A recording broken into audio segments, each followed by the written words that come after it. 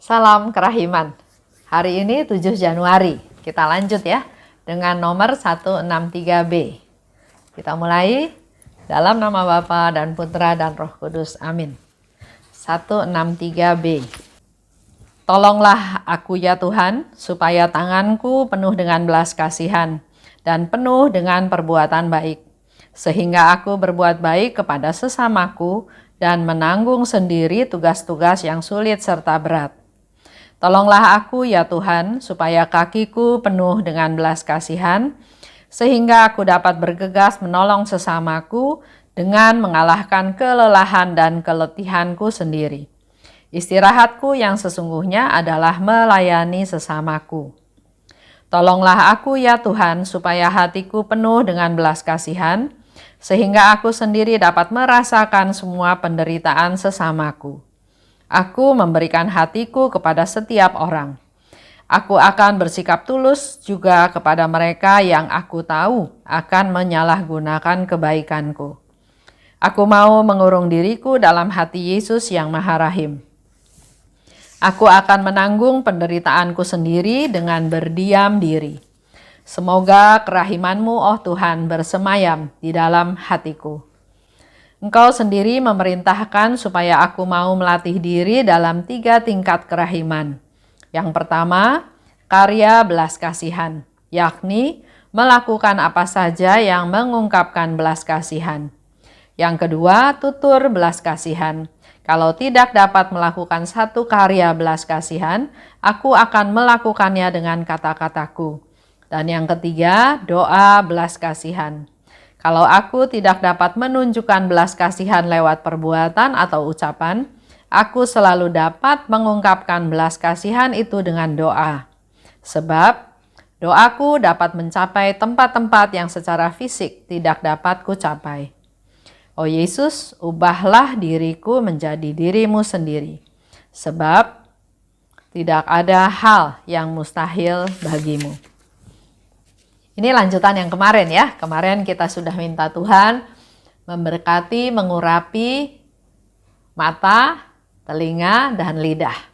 Hari ini yang keempat, Suster Faustina minta, tolonglah aku ya Tuhan, supaya tanganku penuh belas kasihan dan penuh perbuatan baik.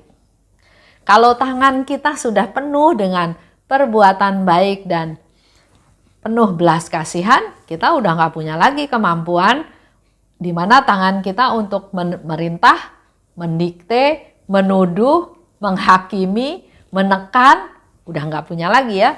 Karena kita sudah minta Tuhan untuk dipenuhi dengan belas kasihan dan perbuatan baik. Sehingga aku berbuat baik kepada sesamaku dan menanggung sendiri tugas-tugas yang sulit dan berat. Biasanya tugas yang sulit dan berat itu biasanya kita nggak mau ambil kan ya. Kalau kita dapat tugas, kita pilih yang kita bisa. Kita kadang-kadang nggak peduli yang sulit, yang berat itu siapa yang kebagian, siapa yang nanti ditugaskan, atau bahkan kita nggak peduli juga ada yang kerjakan atau enggak. Yang penting saya sudah mengambil bagian saya, tugas saya. Kenapa saya pilih ini? Karena ini saya bisa. Karena ini saya sudah ahli, sudah familiar. Bukan sesuatu yang baru lagi. Tapi hari ini kita belajar dari Suster Faustina justru pekerjaan-pekerjaan yang sulit dan berat itu yang kita ambil, itu yang kita tanggung. Ini satu tantangan ya. Satu perubahan sikap dalam hidup kita. Kita pilih pekerjaan yang sulit dan berat. Kita dikasih tangan sama Tuhan ya, tangan yang utuh, yang lengkap, yang punya tenaga untuk melakukan banyak hal. Tangan kita terbuka. Bisa diisi oleh apa aja. Tapi dalam doa kita sudah minta supaya diisi oleh perbuatan baik dan perbuatan belas kasihan. Jadi mari kita mengisi tangan kita ini penuh dengan hal-hal itu. Jangan hal-hal yang lain. Coba kita lihat di sekitar kita. apa yang bisa kita lakukan dengan tangan kita. Harusnya berguna buat sesama, melakukan pekerjaan baik, dan tadi ya, tugas yang sulit dan berat, ayo sekarang kita berani ambil. Ini bisa nyata nih nanti dari kehidupan kita dalam keluarga, dalam komunitas. Kalau dulu ambil pekerjaan yang kita bisa, yang gampang, nggak peduli yang sulit, tapi sekarang mari sebagai devosan kerahiman, belajar dari Suster Faustina, kita mengambil tugas-tugas yang sulit dan berat. Yang kelima, Tuhan, tolonglah aku supaya kakiku penuh belas kasihan, sehingga aku dapat bergegas menolong sesamaku dengan mengalahkan kelelahan dan keletihanku sendiri. Setiap manusia memang tenaganya terbatas. Jadi bisa merasa lelah, bisa merasa letih. Bisa badan fisiknya capek, bisa juga secara pikiran batin kita yang lelah, yang capek. Tapi karena kita punya kaki yang kuat, Suster Faustina berdoa supaya kakiku bergegas melakukan pekerjaan belas kasih untuk mengalahkan keletihan dan kelelahanku. Dan Suster Faustina mempertegas lagi, istirahatku, kalau orang, aduh saya sudah capek, saya sudah lelah, saya sudah letih, kali ini saya nggak pelayanan dulu, hari ini saya nggak ikutan dulu, saya mau istirahat. Sering ya kita pakai istilah tersebut.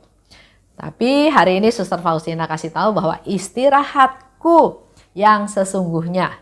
Sesungguhnya istirahat adalah pada saat dia melayani. Istirahat yang sesungguhnya adalah pada saat dia memberi. Pada saat dia memberi, pada saat dia melayani, itulah istirahatku. Karena dalam hal memberi, dalam hal pelayanan, nggak ada target, nggak ada prestasi yang harus dicapai. Kenapa kita lelah, kenapa kita letih? Karena biasanya kita menentukan target. Melakukan ini harus berhasil. Melakukan yang besar, melakukan yang spektakuler. Nah, ini yang membuat kita capek. Tapi mari kita belajar dari Suster Faustina. Istirahatku yang sejati adalah pada saat aku melayani, pada saat aku memberi. Melepas ya, nggak ada target. Itulah istirahat. Kita juga dikasih kaki yang lengkap oleh Tuhan. Kita bisa melangkah, kita bisa pergi. Nggak ada hal yang nggak mungkin sekarang kita lakukan ya. Dulu kalau mau pergi ke satu tempat harus jelas alamatnya. Kalau nggak jelas kita bisa tersesat. Sekarang dengan adanya GPS, alamat kemanapun bisa dicapai dengan mudah tanpa takut nggak ketemu. Jadi dengan adanya kaki, dengan adanya kaki dalam tanda kutip juga ya, dengan kendaraan itu juga menjadi kaki kita. Dengan adanya teman yang mengajak juga itu menjadi kaki kita. Kita perlu bergegas menolong orang-orang yang membutuhkan. Jangan ditunda-tunda, bergegas ya. Jangan pakai syarat. Jangan misalnya saya mau berbuat baik kalau nggak hujan saya pergi. Saya mau berbuat baik kalau urusan di rumah sudah selesai dan seterusnya. Lakukan perbuatan baik, perbuatan belas kasih itu bergegas, segera. Jangan ditunda-tunda, jangan pakai syarat karena biasanya malah nanti nggak terlaksana. Seperti tadi dikatakan ya, memang kita sebagai manusia bisa lelah, bisa letih. Tapi perlu dievaluasi. Kelelahan, keletihan itu karena memang badan kita nggak kuat, kita sudah memaksakan diri sehingga badannya berontak, membuat keletihan dan kelelahan, atau nggak melakukan apa-apa tapi badan merasa lelah, merasa letih karena ada beban pikiran. Nah, Suster Faustina bilang, bergegas menolong mereka mengalahkan kelelahan dan keletihan yang ada. Melayani sesama adalah istirahatku. Lanjut yang keenam. Tuhan, tolonglah jamah hatiku supaya hatiku penuh dengan belas kasihan. supaya aku dapat merasakan penderitaan sesamaku. Karena ada juga teman ya di sekitar kita yang dia sebetulnya sedang menderita, susah. Tapi dia nggak mau ketahuan dia susah, nggak mau ketahuan dia menderita. Dia berusaha tutupi hal tersebut sehingga kelihatannya senang-senang aja. Padahal dia sedang bermasalah, sedang dalam penderitaan. Sehingga ada satu sharing dari seorang oma ya. Dia cerita sama saya. Dari pengalaman hidupnya, dia bercerita bahwa saya sering mengunjungi rumah anak-anak saya. Datang 1 hari, 2 hari ya. Anaknya banyak, ada 10. Jadi dia secara rutin mengunjungi rumah anak-anaknya. Tujuannya untuk melihat suasana yang ada di dalam keluarga atau dalam relasi suami istri dari anak-anak tersebut. Tapi tanpa dia duga ternyata salah satu anaknya bilang ke si oma ini bahwa dia mau bercerai. Dia kaget karena selama dia bermalam di rumah tersebut, dia melihat suatu relasi yang harmonis antara si suami dan istri. Di situ dia belajar satu hal. Dia bilang lain kali kalau pergi main ke rumah anak itu nggak boleh sehari 2 hari. Karena kalau sehari 2 hari banyak hal yang bisa ditutupi. Kita main ke rumah anak itu mungkin seminggu 2 minggu. Dengan begitu kita bisa lebih tahu apa yang sebetulnya mereka hadapi. Jadi di satu pihak ada orang yang memang bermasalah tapi nggak mau kelihatan masalahnya. Tiba-tiba meledak terjadi perceraian. Tapi diharapkan kita nih menjadi peka, punya hati untuk peka kepada mereka-mereka yang mengalami masalah. Bisa merasakan penderitaan, bisa berempati, bisa memberikan penghiburan, memberikan solusi.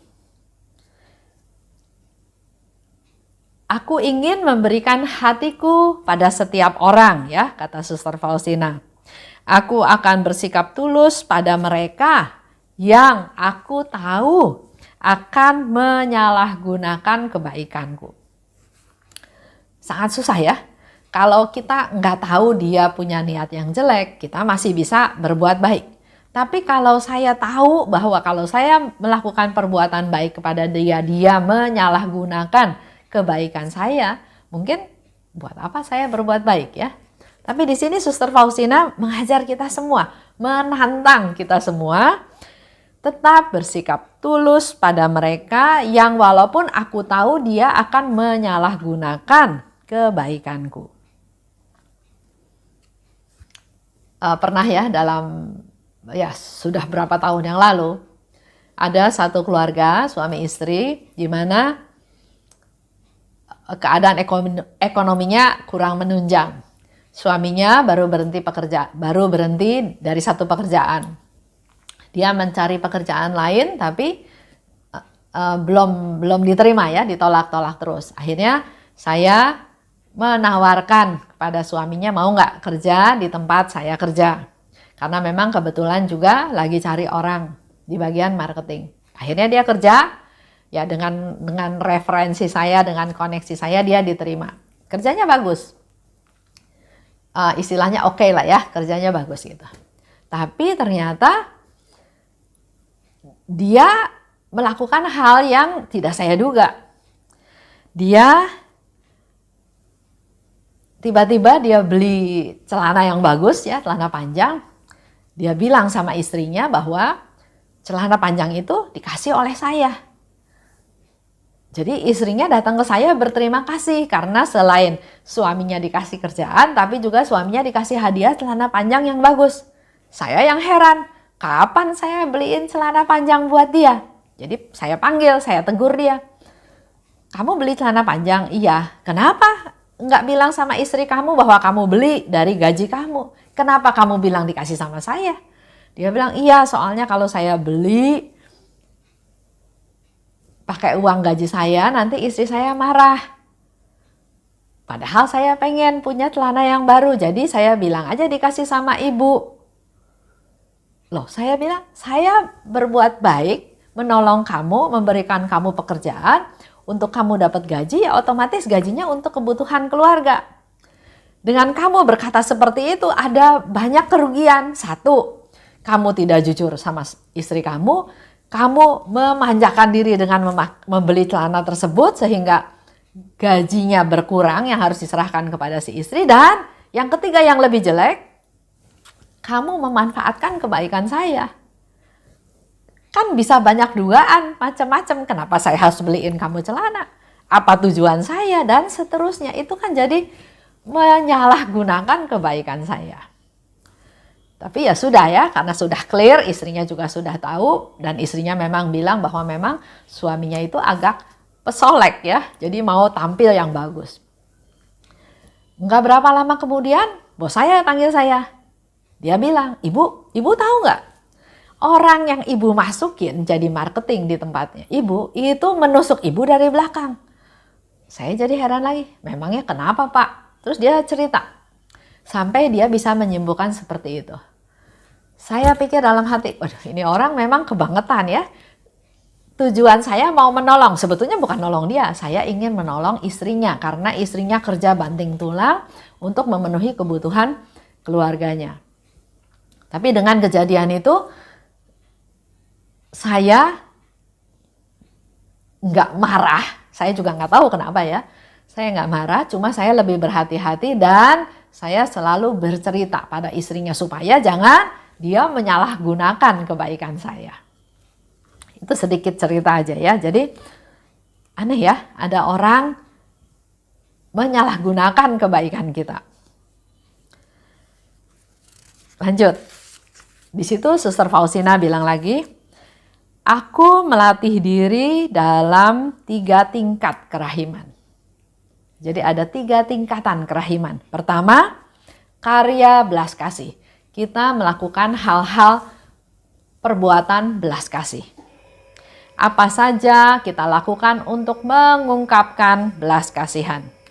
Kalau dengan karya enggak bisa, kita bisa dengan tutur kata, dengan kata-kata. Melakukan perbuatan belas kasih dengan kata-kata, menghibur, mengampuni, mensupport, memperhatikan, ya banyak hal ya yang bisa kita lakukan dengan kata-kata kita.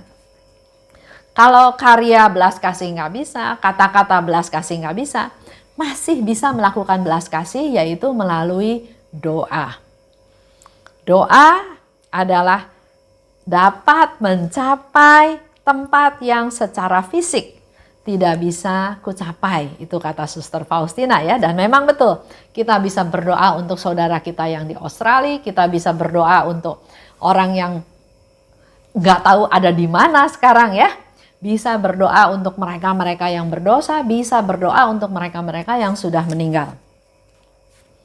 Dikatakan di akhirnya, Suster Faustina katakan, ubahlah diriku menjadi dirimu. Sebab tidak ada hal yang mustahil bagimu. Ubahlah diriku menjadi dirimu Tuhan. Itu menjadi doa kita. Saya mau ajak Bapak Ibu mendengarkan lagu Touch My Heart With Your Mercy. Kata-katanya saya ambil dari diary nomor 163 ini. Kita renungkan kata demi kata dan mari Bapak Ibu doa masing-masing, ungkapkan apa yang menjadi keinginan, kerinduan kepada Tuhan. Karena Suster Faustina katakan, tidak ada hal yang mustahil bagi Tuhan. Kita minta pada Tuhan. Tuhan pasti kabulkan bila itu semua sesuai dengan rencana Tuhan. Terima kasih atas perhatiannya. Salam kerahiman.